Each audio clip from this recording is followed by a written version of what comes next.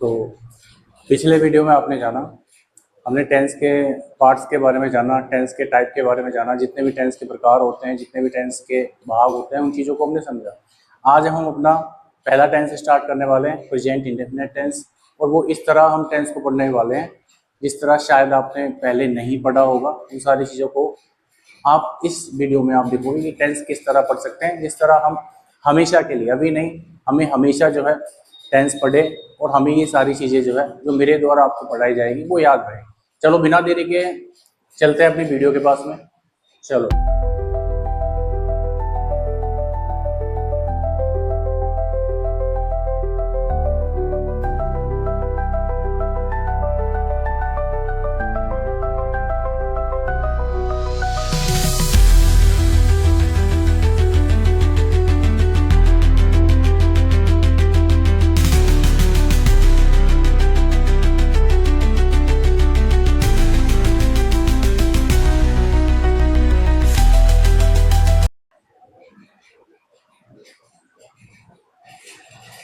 तो आज हमारा पहला टॉपिक है, पहला टेंस हमारा प्रेजेंट इंडेफिनिट टेंस, जिसका अपन पढ़ने वाले हैं सिंपल सेंटेंस। कौन सा टेंस पढ़ने वाले हैं? Simple sentence.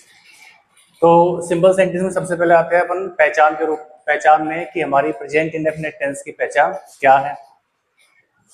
इस टेंस के हिंदी वाक्यों के अंत में आपको ता है, ती है, ते हैं, ता हूं आदि शब्द आते हैं। मतलब जिस हिंदी सेंटेंस के अंत में आपको ता है, ती है, ते हैं, ता हूं अगर दिखाई देता है तो वो सेंटेंस जो है प्रेजेंट इंडेफिनिट टेंस का कहलाएगा। और पहचान के ऊपर मैंने पहले ही जो है इससे पहले वीडियो बनाई थी, आप उस वीडियो को जाके देख सकते हो, जो आपको इस वीडियो के डिस्क्रिप्शन में जो है आपको वो वीडियो की लिंक आपको मिल जाएगी। तो पहचान देख सकते हो आप, प्रेजेंट की पहचान होती है हो, हूँ, और इंडेफिनिट की पहचान होती है ता, ते, ती। तो दोनों को मिला के जो पहचान बनती है वो कौन सी पहचान बनती है? ता है, ती है, ते है। एग्जाम्पल देखना चाहते हो तो वह खाना पकाता है, वह खाना पकाता है। तो इसके अंत में आप देखोगे आपको क्या दिखाई दे रहा है? ता है। अब इसमें है पहचान तो किसकी है पहचान है प्रेजेंट की, और ता पहचान किसकी है? ता पहचान है इंडेफिनिट की। चलो कुछ नियमों में चलते हैं जो इस टेंस में हमको जरूरत पड़ेगी उन नियमों के बारे में जानने की। पहला नियम हमारा ये कहता है कि इस सेंटेंस में, कौन से सेंटेंस में? जो प्रेजेंट इंडेफिनिट का हम सिंपल सेंटेंस पढ़ रहे हैं, इस सेंटेंस में आपको हेल्पिंग वर्ब, यदि आप हेल्पिंग वर्ब के बारे में नहीं जानते तो मैं आपको बता देता हूँ कि हेल्पिंग वर्ब क्या होती है। हम छोटी छोटी कक्षाओं से ही हम हेल्पिंग वर्ब को पढ़ते आ रहे हैं, शायद हम उस टाइम पे इतना ध्यान नहीं दे पाते कि हेल्पिंग वर्ब क्या होती है। हेल्पिंग वर्ब होती है हमारी जो एज आर एम, यहाँ हम उनको किसी भी किताब में, जब छोटे छोटे बच्चे जो किताब पढ़ते हैं तो उन्हीं किताबों में आपको is are am, was were, has have, had, shall ऑब्लिक विल की आपको देखने को मिल जाती है। इन्हीं को ही अपन जो है हेल्पिंग वर्ब कहते हैं, इनको क्या कहते हैं? अपन हेल्पिंग वर्ब कहते हैं। तो ऐसी कोई भी हेल्पिंग वर्ब जो है आपको इस टेंस के सेंटेंस में देखने को नहीं मिलेगी।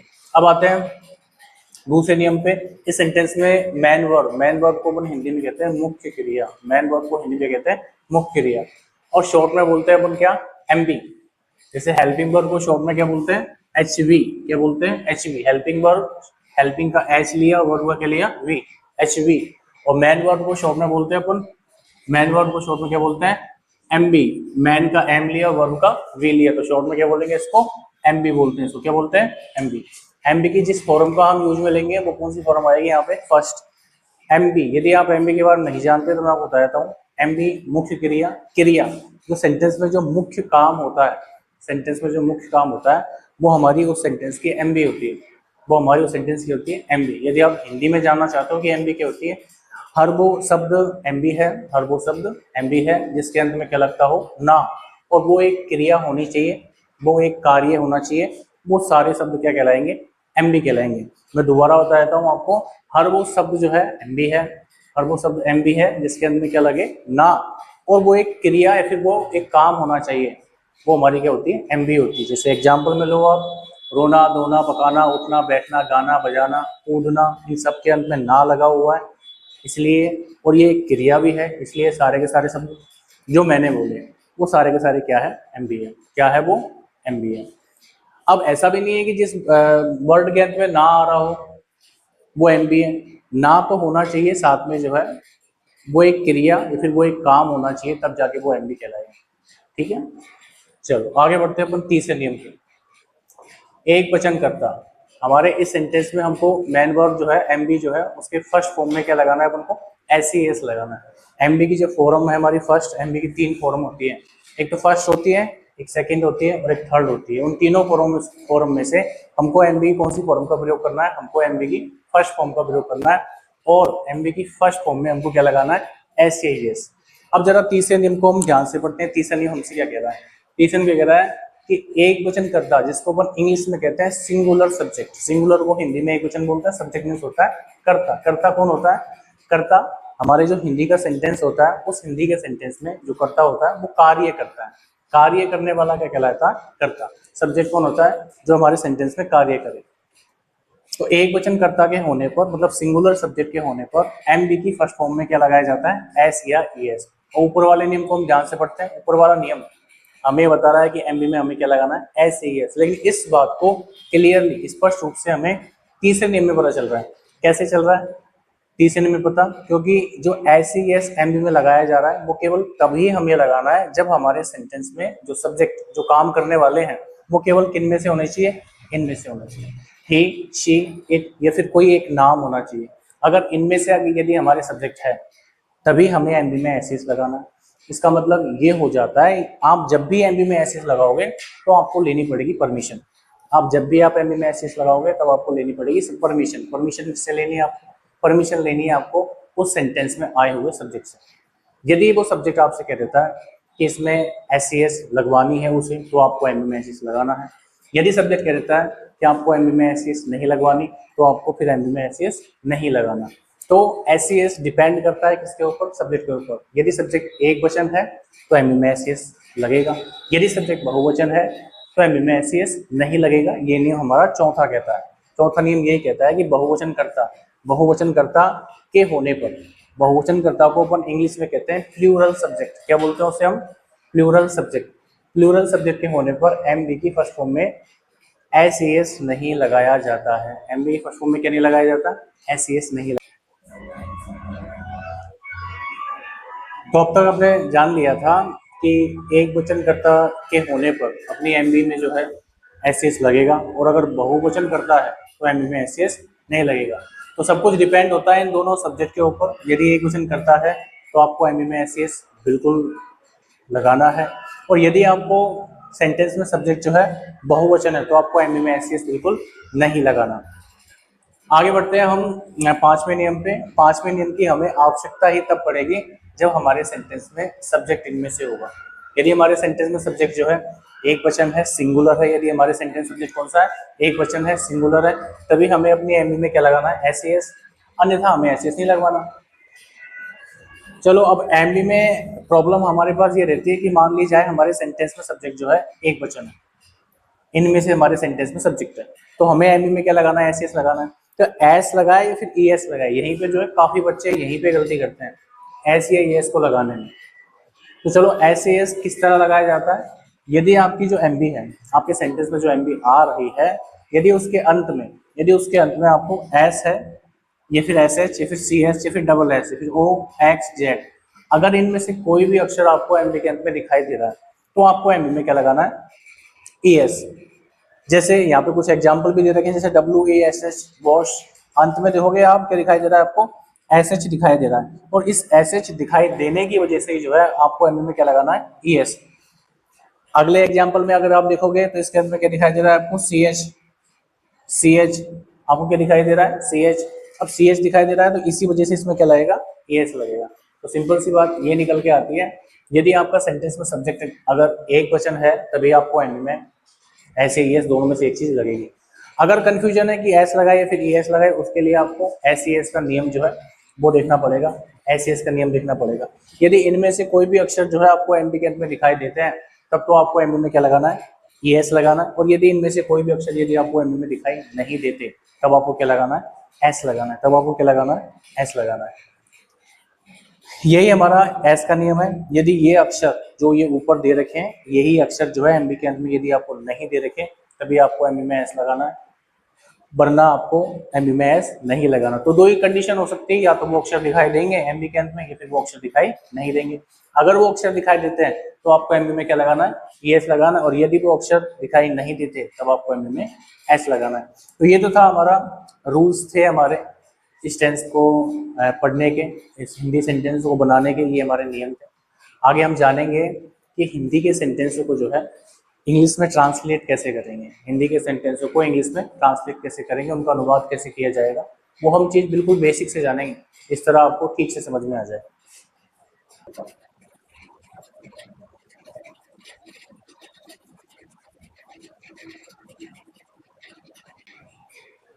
चलो, अब मैं आपको एक ऐसे स्ट्रक्चर से इंट्रोड्यूस आपका मैं करवाना चाहता हूँ।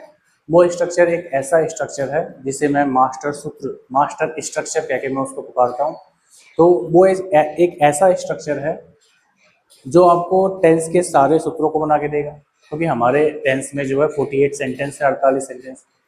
48 सेंटेंस के स्ट्रक्चर को या तो हमें याद करना पड़ेगा, रटना पड़ेगा उन्हें अपने। तो मैं चाहता हूँ कि रटने की हमें आवश्यकता नहीं पड़े। तो हम एक ऐसे स्ट्रक्चर को याद रखें, एक ऐसे सूत्र को हम याद रखें जिससे हम टेंस के सारे स्ट्रक्चर, सारे सूत्रों को जो है उसी एक सूत्र से बना सकें। अब उस सूत्र का नाम है मास्टर सूत्र। क्या नाम है उसका? मास्टर सूत्र। वो सूत्र कौन सा है? चलो देखो, वो सूत्र है subject plus HB plus MB plus object plus others. Subject plus HP plus MB plus object plus others, इस सूत्र को मैं मास्टर सूत्र कह के पुकारता हूँ। मास्टर सूत्र पुकारने का सेंस क्यों है इसमें, मतलब क्यों मैं इसको मास्टर सूत्र पुकारता हूँ, उसका रीजन ये है क्योंकि ये सारे सूत्रों को मुझे बना के देता है।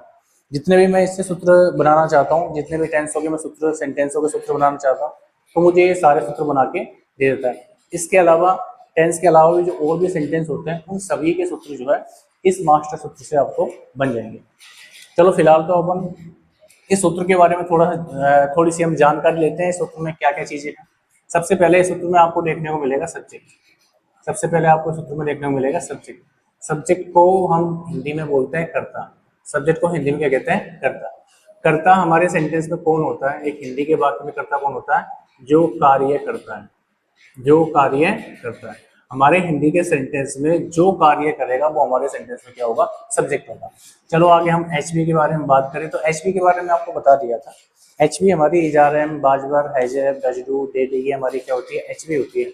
जो हमने इन्हें, जब हम किताब पढ़ते हैं छोटी छोटी कक्षाओं में हमने इनको देख रखा है, इन्हें हम एचबी कहते हैं। बात करें एमबी, एमबी हमको एक हिंदी के सेंटेंस में मिलेगी कहाँ? एमबी हमें एक हिंदी के सेंटेंस में कहाँ मिलेगी? एमबी हमें एक हिंदी के सेंटेंस में मिलेगी पहचान से पहले। कहाँ मिलेगी? पहचान से पहले। यदि आपको एमबी को ढूंढना है तो आपको क्या ढूंढना पड़ेगा? पहचान को। यदि आपको एमबी को ढूंढना है तो आपको क्या ढूंढना पड़ेगा? पहचान को। पहचान हमें कहाँ मिलती है? पहचान हमें मिलती है, कहाँ पे मिलेगी पहचान?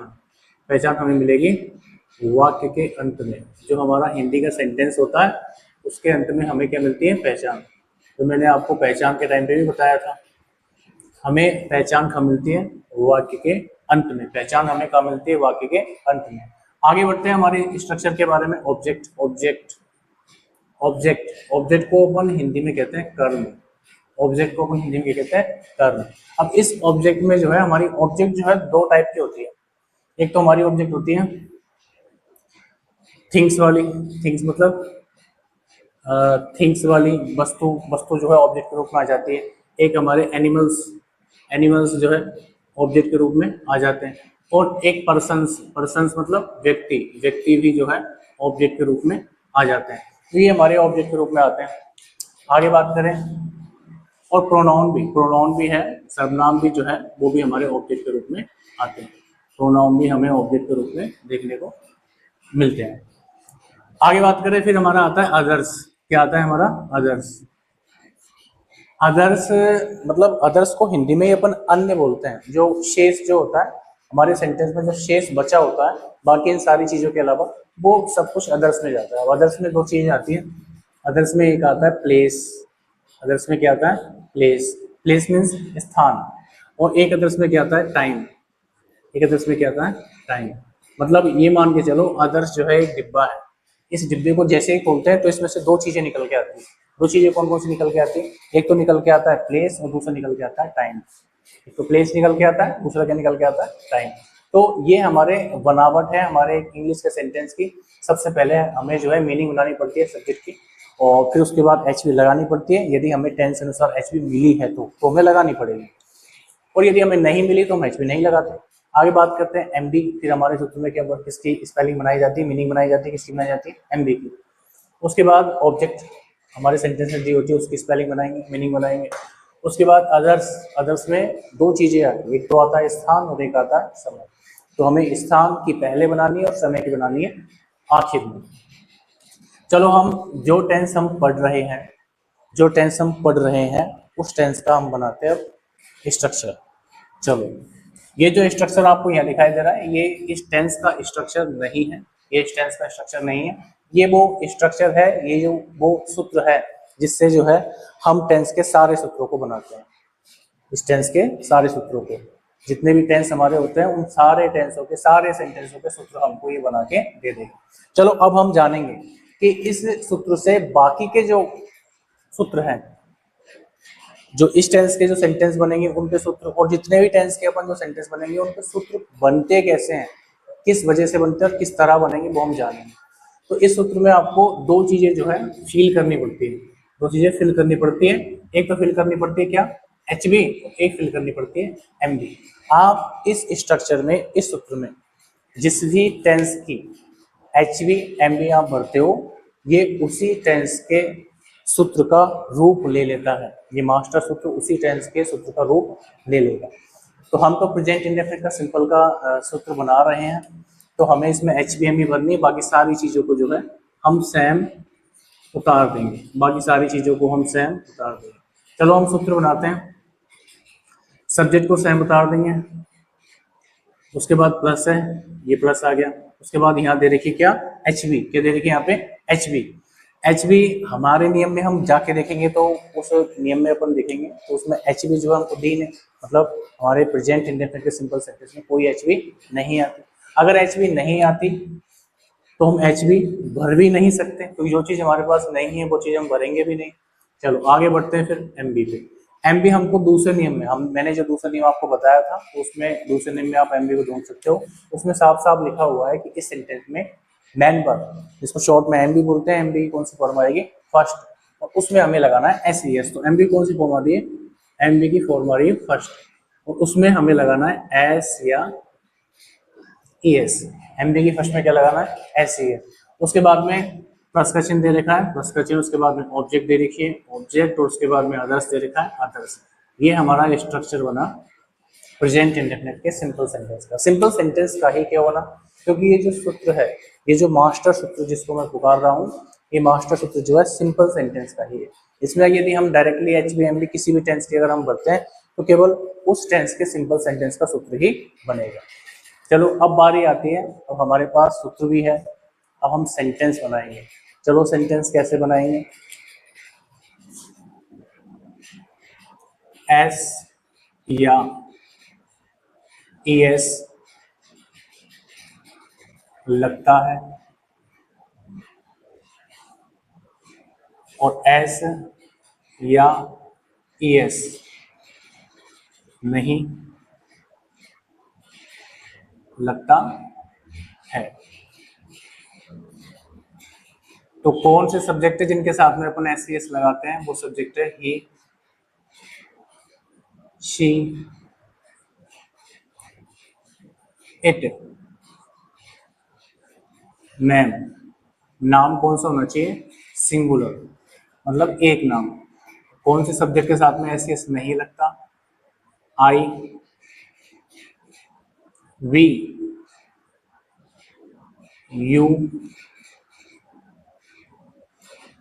दे, नेम। नेम मीन्स नाम। नाम कौन सा, प्लूरल, मतलब एक से अधिक नाम जिन्हें अपन क्या कहेंगे, बहुवचन, जिन्हें अपन क्या कहने वाले, बहुवचन। चलो आगे बढ़ते हैं। अब हम हिंदी के सेंटेंस को इंग्लिश में ट्रांसलेट करना सीखेंगे।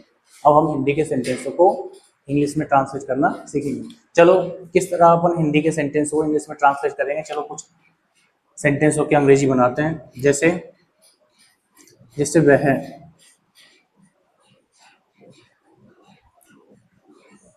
रोजाना,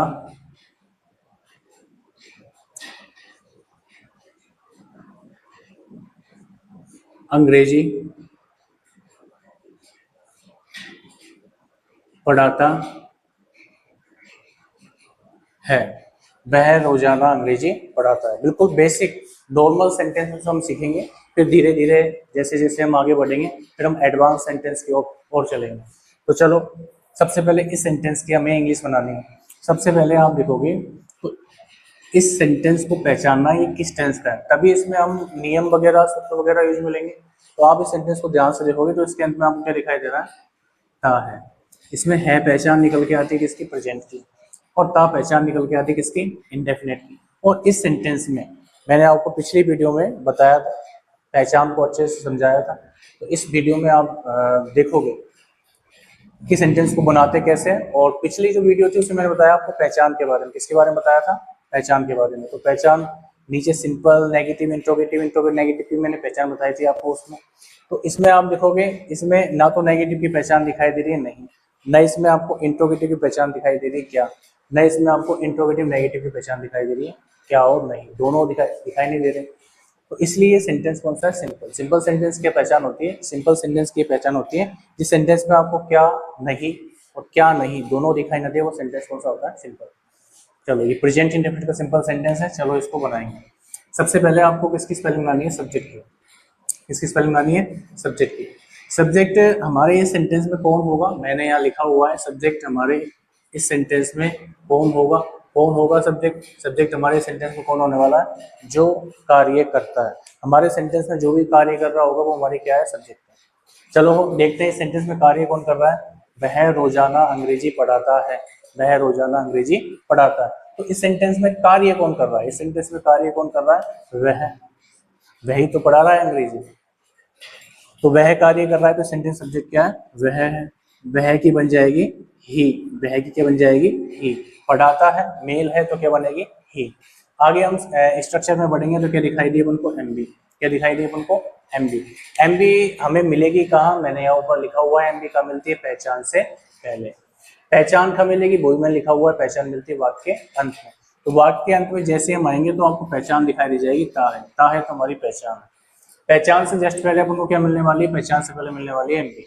पहचान से पहले क्या मिलेगी, एमबी। एमबी क्या है, पढ़ाना। एमबी क्या है, पढ़ाना। पढ़ाने की बन जाती है टीच, पढ़ाने की बनती है टीच। ये हमारी एमबी हो गई। आगे जैसे बढ़ेंगे आपको दिखाई दिया एसएएस। क्या दिखाई दिया आपको, एसएएस। जैसे आप एसएएस के पास पहुंचोगे वापिस आना पड़ेगा आपको सब्जेक्ट के पास में, वापिस इसके पास आना पड़ेगा सब्जेक्ट के पास में, वापिस आपको किसके पास आना पड़ेगा, सब्जेक्ट के पास में। अब इस सब्जेक्ट से आपको पूछना है, इस सब्जेक्ट से आपको पूछना है, क्या पूछना है, इस सब्जेक्ट से आपको ये पूछना है एसईएस के बारे में। इससे ये पूछना है क्या तुझे अपनी एमबी में एसईएस लगवाना है या नहीं लगवाना, इससे पूछना। चलो आप भी पूछो मेरे साथ साथ, मैं भी पूछता हूँ, आप भी पूछो, दोनों पूछते हैं मिलके। तो पूछते हैं इससे, क्या आपको इसमें एसईएस लगवाना है, तो हाँ। अब आ जाइए आपको इसने क्या कहा कि हाँ मुझे एमबी में एसईएस लगवाना है। इसको अब आ जाइए आपको, मेरे को तो आई थी, आपको आई या नहीं आई। चलो देखते हैं, फिर से पूछता हूँ, शायद आपको फिर से आवाज आ जाए। तो मैं इससे पूछ रहा हूँ कि हाँ भैया आपको एमबी में एसईएस लगवाना है या नहीं लगवाना।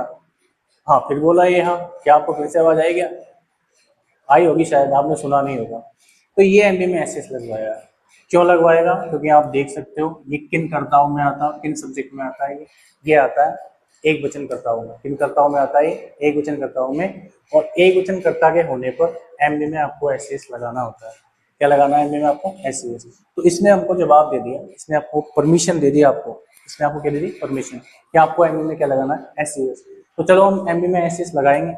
अब हमारी समस्या ये रहने वाली है कि एमबी में एसएस लगाना है, ये तो हमने परमिशन मिल गई इससे, लेकिन एस लगाए या ईएस लगाए, उसके लिए मैंने आपको 5वां नियम में भी बताया था। 5वां नियम क्या था, यदि एमबी के अंत में S, SH, CH, double S, OHZ दिखाई दे तो आपको क्या लगाना है, ईएस। तो यहाँ पे क्या दिखाई दे रहा है, सीएच, तो इसका मतलब हमें यहाँ पे क्या लगाना है, ईएस लगाना है। यहाँ पे उनको क्या लगाना है, ईएस लगाना है। और यदि ये अक्षर एमबी के अंत में आपको दिखाई नहीं देते तो आपको क्या लगाना होता, एस लगाना होता। क्या लगाना होता, एस लगाना होता। चलो यहाँ तक समझ में आ गया होगा, मैं आपको दोबारा एक बार बता देता हूँ। सबसे पहले हमने क्या किया, सबसे पहले हमें सब्जेक्ट की बनानी थी मीनिंग। इसकी बनानी थी सब्जेक्ट। सब्जेक्ट इस पूरे सेंटेंस में वही होने वाला जो काम करेगा। काम कौन कर रहा था इसमें?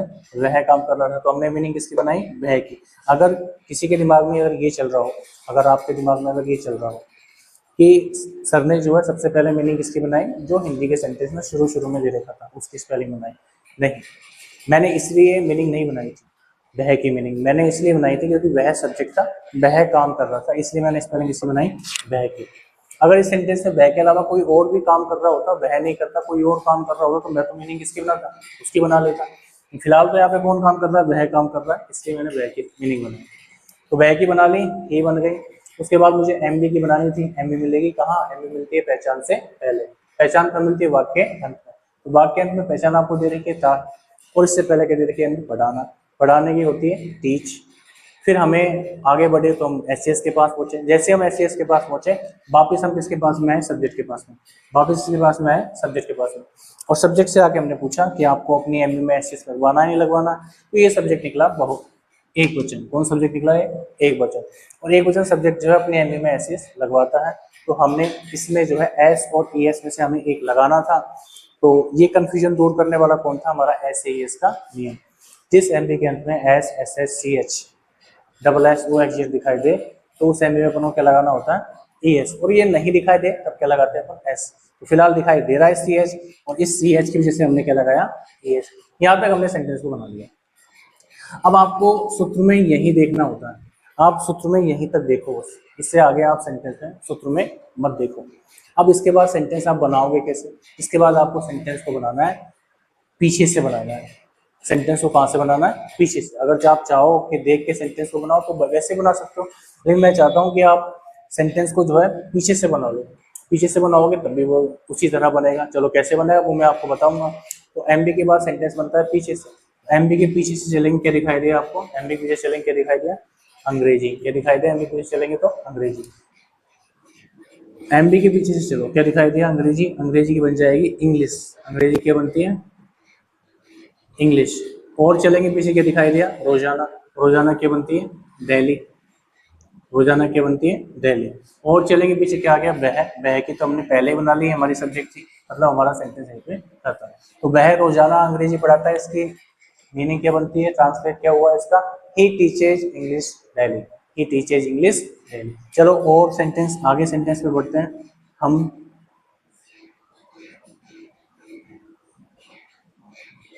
शाम को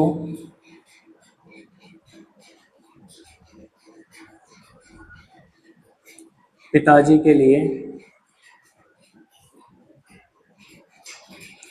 खाना परोसते हैं। हम शाम को पिताजी के लिए खाना परोसते हैं। चलो इसको बनाएंगे। स्ट्रक्चर हमारा ये रहा। सबसे पहले हमें बनानी है किसकी? सब्जेक्ट की। सब्जेक्ट हमारे इस पूरे सेंटेंस में वही होने वाला है जो करेगा काम। सेंटेंस को पढ़ते हैं और हम पता करेंगे इसमें काम कौन कर रहा है। हम शाम को पिताजी के लिए खाना परोसते हैं। खाना परोसने का काम कौन कर रहा है? हम कर रहे हैं। तो हम क्या है इसमें? सब्जेक्ट है। तो हम की स्पेलिंग क्या होती है? हम की मीनिंग क्या होती है? वी। हम की क्या होती है? वी। उसके बाद हमें कैसी है? एमबी। एमबी कहाँ मिलेगी? एमबी हमें वही मिलेगी पहचान से पहले। पहचान कहाँ मिलेगी? पहचान हमें मिलती है वाक्य अंत में। पहचान कहाँ मिलती है हमको? वाक्य अंत में। तो वाक्य अंत में पहचान तो ये रही। पहचान से पहले क्या दे रखा है? परोस। परोस मतलब क्या होता है? परोसना। परोस मतलब क्या होता है? परोसना। परोसना क्या होती है? परोसना की होती है सर्व। परोसना क्या होती है? सर्व। एमबी तक बना लिया। जैसे ही हम एससीएस के पास पहुंचेंगे वापस आना पड़ेगा हमें सब्जेक्ट के पास में। वापस इसके पास में आना पड़ेगा सब्जेक्ट के पास में। वापस आ जाओ आप सब्जेक्ट के पास में। अब इस सब्जेक्ट से वापस से पूछो कि आपको अपनी एमबी में एससीएस लगवाना है या नहीं लगवाना। तो ये सब्जेक्ट ना करेगा। क्यों करेगा? क्योंकि ये कौन सा सब्जेक्ट है? बहुवचन। कौन सब्जेक्ट है? बहुवचन। बहुवचन सब्जेक्ट के साथ में एमबी में एससीएस नहीं लगता। तो वी सब्जेक्ट बहुवचन है तो हमें एमबी में एस और एस में से कुछ भी नहीं लगाना। एमबी तक हमने सेंटेंस को कंप्लीट कर लिया। अब एमबी के बाद वही सेंटेंस को बनाना है अपन कहाँ से? पीछे से। पीछे से चलते हैं। किसके पीछे से चलेंगे? एमबी के पीछे से। तो एमबी के पीछे चलो क्या दिखाई दिया? खाना। खाने की होती है? खाने की होती है फूड। खाने की होती है फूड। और चलेंगे पीछे क्या दिखाई दिया? के लिए। के लिए की क्या होती है? के लिए की होती है फॉर। और चलेंगे पीछे क्या दिखाई दिया? पिताजी। पिताजी की होती है फादर। पिताजी की होती है फादर। और चलेंगे पीछे क्या दिखाई दिया? को। अब आप यह ध्यान रखो, ये को के लिए इनकी जो मीनिंग हम बनाते हैं वो प्रीपोजिशन के आधार पर बनाते हैं। किसके आधार पर बनाते हैं? प्रीपोजिशन के आधार पर। ठीक है, तो आपको नॉर्मल समझना होगा किन किन चीजों से पहले फिक्स्ड प्रीपोजिशन आता है, तो उन चीजों के बारे में आपको जानना होगा। जैसे सुबह और शाम, सुबह और शाम के बाद में यदि आपको को दे रखा हो, यदि आपको सुबह और शाम के बाद में मैं दे रखा हो, यदि आपको सुबह और शाम के बाद में कुछ भी नहीं दे रखा हो, ना तो को दे रखा हो ना आपको मैं दे रखा हो, आपको याद रखना है कि सुबह और शाम से पहले हमेशा जो है हम इन प्रीपोजिशन का प्रयोग करते हैं। किस प्रीपोजिशन का प्रयोग करते हैं? इन प्रीपोजिशन का प्रयोग करते हैं। तो चाहे यहाँ पे को होता या नहीं होता, मैं होता या नहीं होता, हमें केवल सुबह और शाम ही दे रखा होता है यहाँ पे, तो हमको इन तो लगाना था तो हमने लगाया, क्योंकि फिक्स प्रीपोजिशन होता है, सुबह और शाम से पहले इन प्रीपोजिशन आता ही है। इनके बाद हम अधिकतर जो है द आर्टिकल का प्रयोग करते हैं। इनके बाद हम अधिकतर जो है किसका प्रयोग करते हैं? द आर्टिकल का प्रयोग करते हैं। तो आपको याद रखना, जैसे मैं कह रहा हूँ आपको सारी चीजें याद रखनी। इनके बाद मोस्टली जो है द का प्रयोग किया जाता है। कब नहीं किया जाता वो मैं आपको आगे सेंटेंस में बताता जाऊंगा। और आगे बढ़ेंगे, क्या दिखाई दे आपको? शाम दिखाई दी। शाम की स्पेलिंग क्या होती है? शाम की मीनिंग क्या होती है? इवनिंग। शाम की क्या होती है? इवनिंग। और चलेंगे पीछे, सब्जेक्ट आ जाएगी सेंटेंस ए पे, खत्म। तो ये सब्जेक्ट की मीनिंग हमने पहले ही बना ली। समझ में आ रहा है ना आपको? चलो और सेंटेंस देखते हैं, और सेंटेंस लेते हैं। जैसे राधा सुबह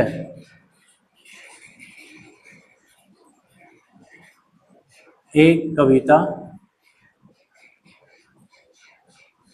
लिखती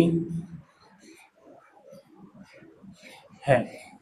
राधा सुबह एक कविता लिखती है। चलो हम इसको बनाएंगे, सूत्र के हिसाब से बनाएंगे, स्ट्रक्चर के अनुसार बनाएंगे। सबसे पहले हमें क्या चाहिए? सब्जेक्ट।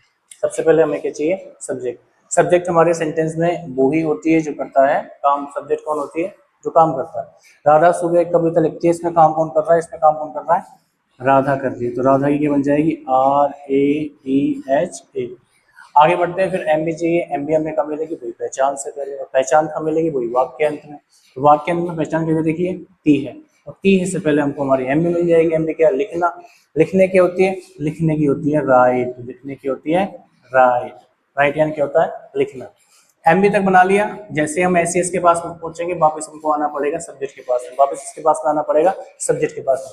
सब्जेक्ट के पास में जैसे हम आएंगे तो हम पूछेंगे सब्जेक्ट से। सब्जेक्ट क्या है? राधा। राधा से पूछेंगे कि आपको अपनी एमबी में एस लगवाना है या नहीं लगवाना। तो राधा एक वचन है। राधा क्या है? सिंगुलर। देखो नाम इधर भी है, नाम इधर भी है, लेकिन यहाँ एस है, यहाँ पे है, ये सिंगुलर है, ये प्लूरल है।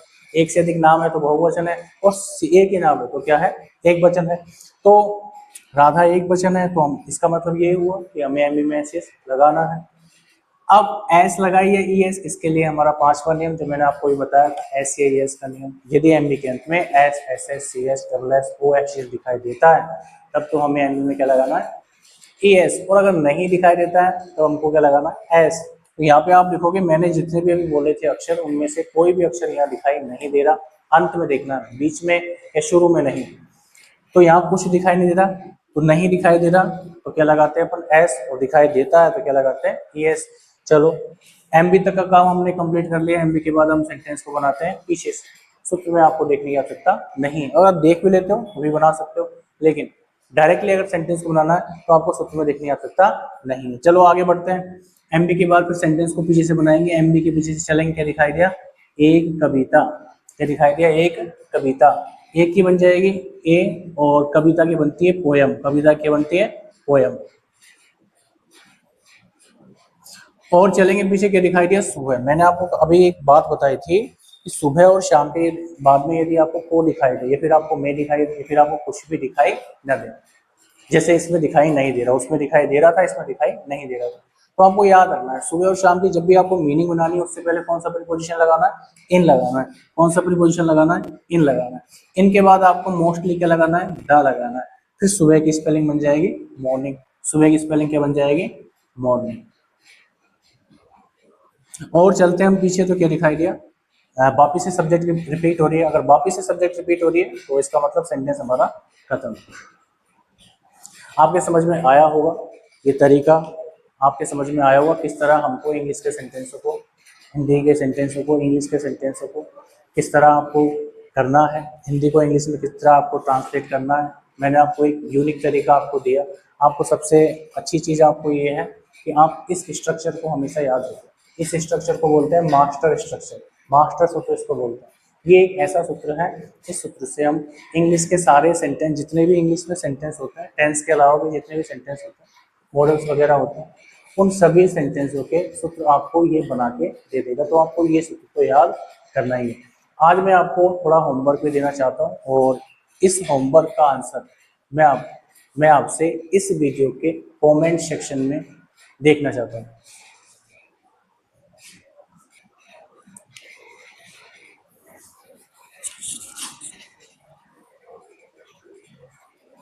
तो इन 4 सेंटेंसों का आंसर जो है आपको कमेंट सेक्शन में देना है। कहाँ देना है? इन 4 सेंटेंसों का आंसर आपको कमेंट सेक्शन में देना है। मैं वो कमेंट सेक्शन चेक करूँगा, और जिसके भी ये चारों सेंटेंस सही आते हैं मैं उनका कमेंट जो है पिन कर दूँगा। ठीक है।